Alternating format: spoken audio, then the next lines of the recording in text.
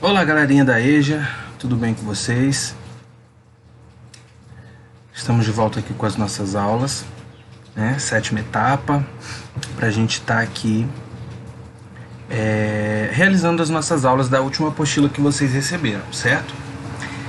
Só para a gente deixar claro, nós vamos dividir essa apostila em duas aulas. Nessa primeira aula de hoje nós vamos falar sobre o início da expansão marítima, né? E vamos ficar só na teoria. E aí na segunda aula, na nossa próxima aula, eu vou finalizar a parte teórica e explicar as atividades para vocês. Tudo bem? Então vamos lá. Expansão marítima. O que é a expansão marítima, pessoal? Expansão marítima, olha aqui a imagenzinha das caravelas, certo?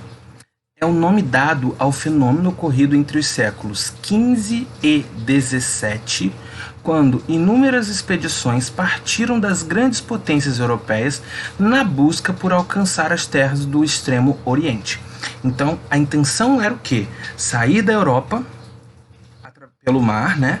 Através de caravelas, de embarcações, e ir em busca de novas terras, principalmente as terras do Oriente, né? As regiões, né, seria atravessar... Deixa eu ver se aqui embaixo tem um mapa. Não tem, acho que não tem, né? Podia ter colocado, mas tá bom. Que seria atravessar toda a África, né, e ir em busca, né, das regiões orientais. Seus objetivos, qual eram os objetivos, né, desses grandes navegadores?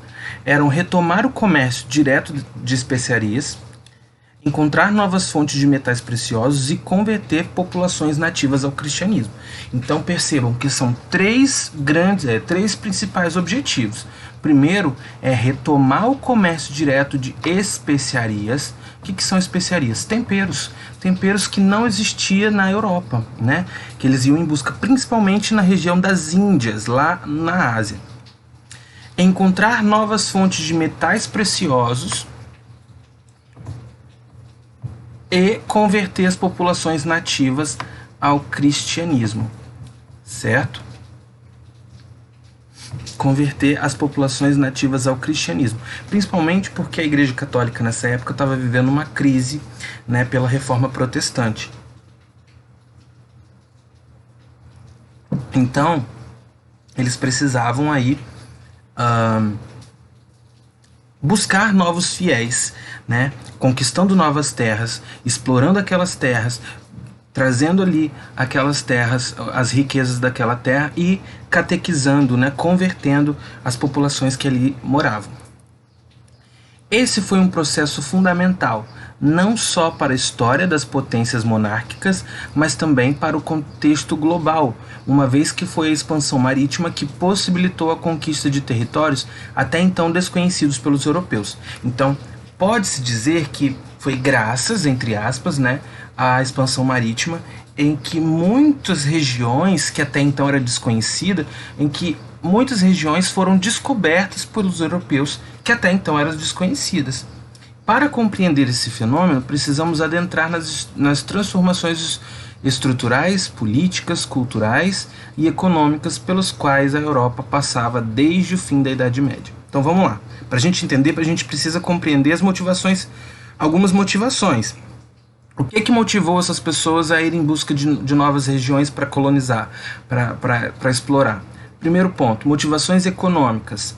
A passagem da Idade Média para a Moderna, decorrente das crises do feudalismo, significou a transição de uma economia de subsistência, vou grifar aqui, ó, foi uma transição da economia de subsistência para uma economia baseada nas transações comerciais. O que é economia de subsistência? Eu só produzo aquilo o suficiente para eu sobreviver. Né? Na Idade Média, a Europa era rural, né? Eram os feudos que a gente chama, que vocês já viram isso. Nos feudos, eles tinham uma economia de subsistência. Tudo que cada feudo produzia era somente o suficiente para eles sobreviverem. Só que com a transição da Idade Média para a Moderna, nós vamos ver que essa economia mudou. Deixou de ser uma economia de subsistência e passou a ser uma economia comercial, baseada nas transações comerciais. Por quê? Eles passaram então a investir no comércio, passaram então a produzir mais para sobrar e essa sobra vender É neste momento em que o sistema capitalista cresce, ascende em sua primeira fase, o que nós chamamos de mercantilismo, certo? O que é o mercantilismo? Nessa nova política econômica, o sucesso das monarquias nacionais estava atrelado à quantidade dos metais preciosos que essas possuíam, chamada de metalismo. Então, característica do mercantilismo: incentivar a busca de metais preciosos, né, que é chamado de metalismo. Por isso, quando passaram por um momento de escassez desses metais, as potências europeias decidiram enfrentar os mares em busca de ouro e prata. Então, uma das motivações aí, desses grandes navegadores de irem em busca de metais preciosos era por quê? Por conta do mercantilismo, um sistema econômico da Europa, que incentivava a busca, o crescimento, cada vez mais a necessidade de querer ter metais preciosos. Um outro ponto do mercantilismo que é importante a gente entender é a chamada balança comercial favorável.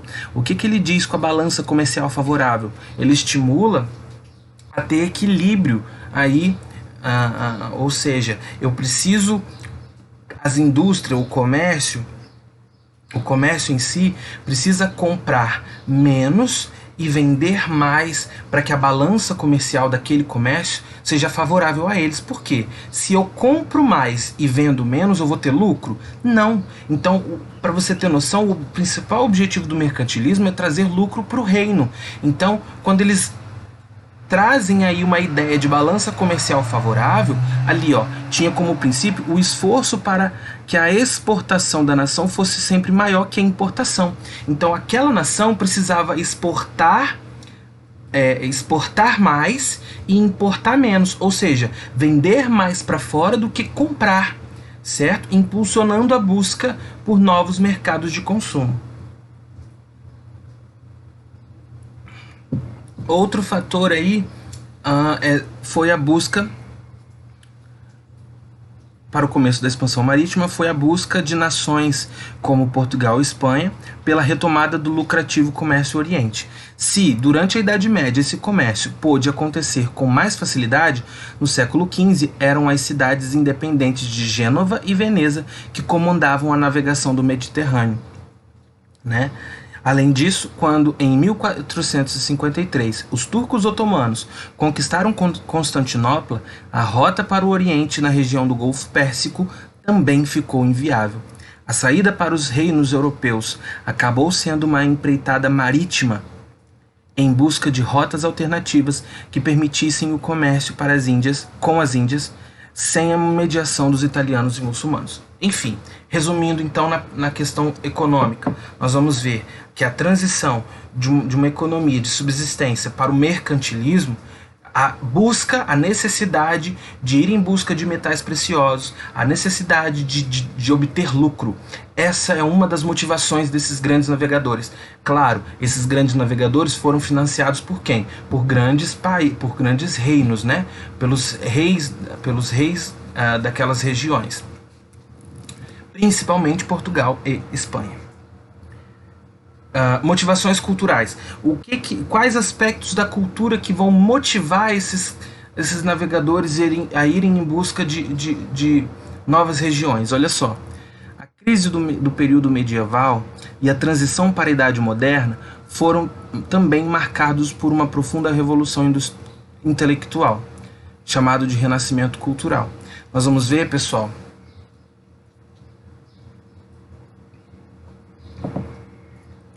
aí um renascimento cultural acontecendo, né? Uma transformação na cultura europeia. A Igreja Católica em crise, possibilitando as reformas religiosas protestantes e em seguida, né, a própria contra-reforma católica, né? O que acontece aí?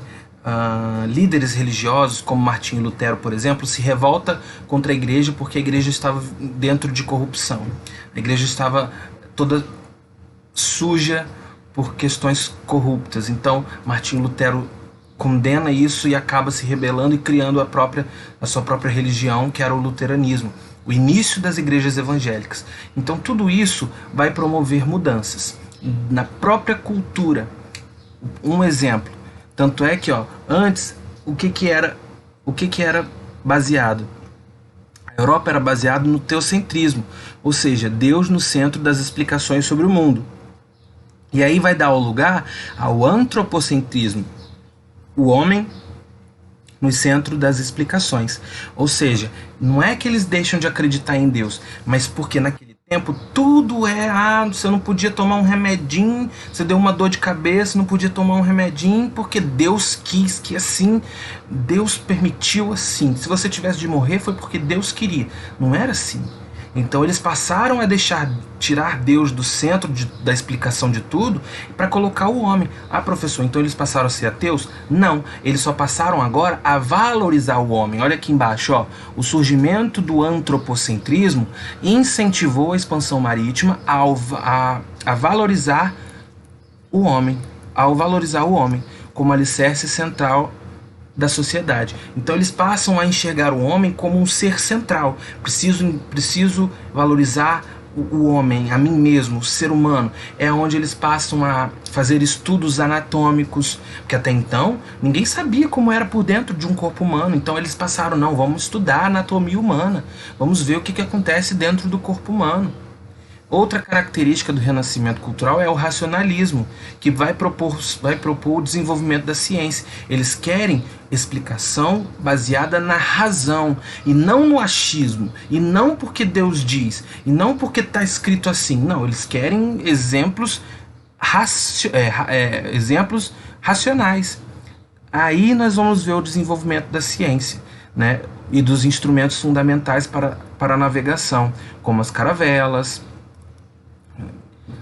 triangular, o aperfeiçoamento de instrumentos de localização, como a bússola, o astrolábio. Nesse momento aí de investir na ciência, eles acabam criando e aperfeiçoando vários instrumentos de localização.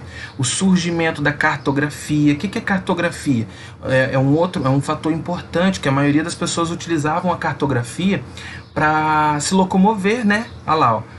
Já deu maiores precisões às medidas e orientações geográficas necessárias para o deslocamento pelo mar, né? Graças à cartografia que eles conseguiam aí se locomover pelos mares, porque naquele tempo não tinha. Hoje em dia, qualquer radar aí pela internet você consegue se localizar.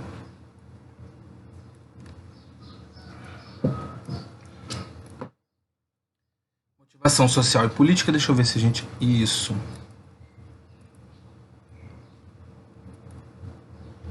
Motivação social e política.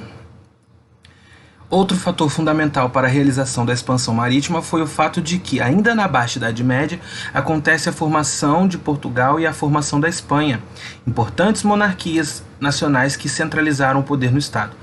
Essas nações proporcionaram recursos humanos e financeiros suficientes para a expansão. Então eles, né, essas nações que vão... A Espanha, por exemplo, vai financiar o Cristóvão Colombo, em 1492, Cristóvão Colombo ele é financiado pelos espanhóis, e 8 anos depois nós vamos ver, na verdade ainda em 1958, em 1498, 2 anos antes de Cabral chegar aqui ao Brasil, Portugal já havia financiado o Vasco da Gama para chegar às Índias, né? Vasco da Gama consegue chegar às Índias. 2 anos depois, Colombo chega no Brasil. Incentivo, financiamento, recurso utilizado por nações. Claro que nós vamos ter outras nações como França, Holanda, Itália, que vão querer um pedaço desse bolo também, né? A expansão. Portugal, então, foi o reino pioneiro na expansão marítima. O que é ser pioneiro? Foi o primeiro reino a investir em expansão marítima. Não chegando no Brasil, claro, mas eles já utilizaram a expansão marítima para conquistar várias regiões da África, por exemplo. Olha lá, ó, a tomada do Celta, data lá, olha aqui, desde 1415 os portugueses já utilizavam navegações, expansões marítimas. A Espanha se insere nessa empreitada no final do século XV, estendendo a sua expansão por todo o século XVI. Em seguida, lá, Holanda, Inglaterra, eles também vão inaugurar aí expansões marítimas, mesmo que tardias, lá no século XVII. Ao final do século XVI, tanto Portugal quanto Espanha continuaram a explorar os oceanos e a colonizar territórios. Esse processo acabou por mudar o eixo econômico mediterrâneo para o Oceano Atlântico, fundando o complexo sistema colonial escravista. Bom, na nossa próxima aula, então, nós vamos falar como que foi a chegada dos portugueses ao Brasil, tá?